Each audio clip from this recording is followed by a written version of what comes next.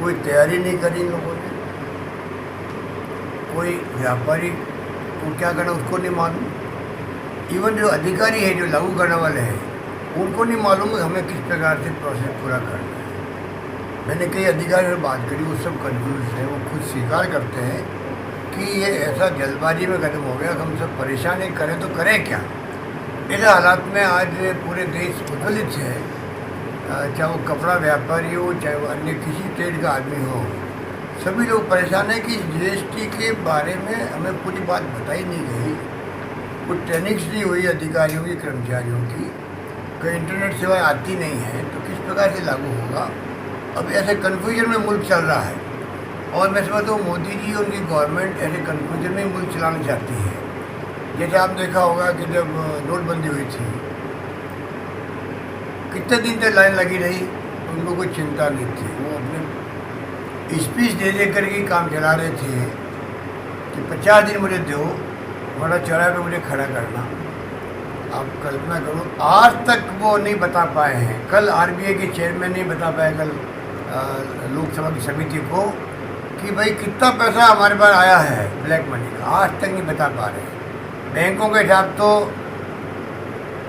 रुपए पैसे तक होता है। जब हम बैंक पे जाते हैं तो रुपए पैसे तक का हिसाब किताब लेते और देते हैं, ऐसा बैंक का काम परफेक्ट होता है। आज स्थिति है कि आज इतने महीनों बाद में भी 1 साल गुजर गया, उसके बाद में भी आप बताइए कि कहने की स्थिति में आरबीआई का चेयरमैन नहीं है कि कितना पैसा हमारे पास आया, कितना मार्केट में चला। इसका मतलब क्या हुआ, कोई हिसाब किताब रखा ही नहीं गया।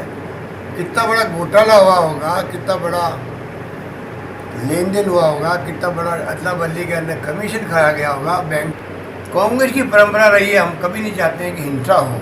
मैं तो ये बात 1000 बार कह चुका हूँ, कोई आंदोलन हो, आंदोलन करना तो लोकतंत्र में धरना हो, प्रदर्शन हो, मौन जुलूस ले, कुछ भी करो, परंतु कम से कम हिंसा कोई नहीं करेगा। ये मेरा खुद का मानना है। और उसके बाद में क्योंकि इनका मानना नहीं इस गवर्नमेंट का, तो ये आप देख लीजिए कि जगह जगह लाठीचार्ज हो रहा है। और आप कह रहे हो कि लोकतंत्र में हो गया, तो ये तो हरकतें होती रहती है। कानून व्यवस्था की स्थिति राजस्थान में बिगड़ी, चौपट पहले से ही है। आनंद पाल के मामले में कानून व्यवस्था की स्थिति की तो मैं समझता हूँ कि सरकार को चिंता ही नहीं है।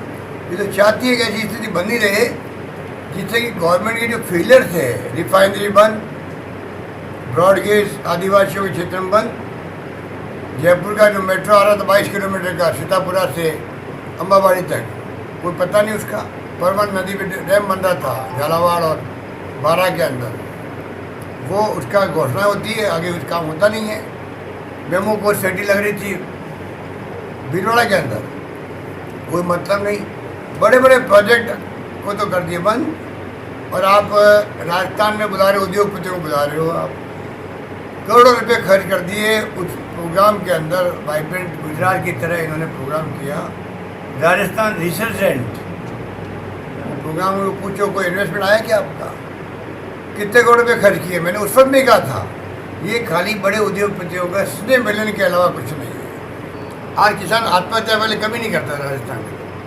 मेरे पहले कार्यकाल में 4 अकाल पड़े थे, हमें बहुत हमारे ऊपर आरोप लगाया गया लोग भूख से मरेंगे। मैंने कहा भूख से मरने की बात छोड़ो, मैंने ऐसी व्यवस्था कर रखी है राजस्थान के गांव-गांव में, गेहूँ पहुँचा दिया है। एक आदमी मैं भूखा नहीं सोने दूंगा, वो मैंने कर दिखाया था उस समय।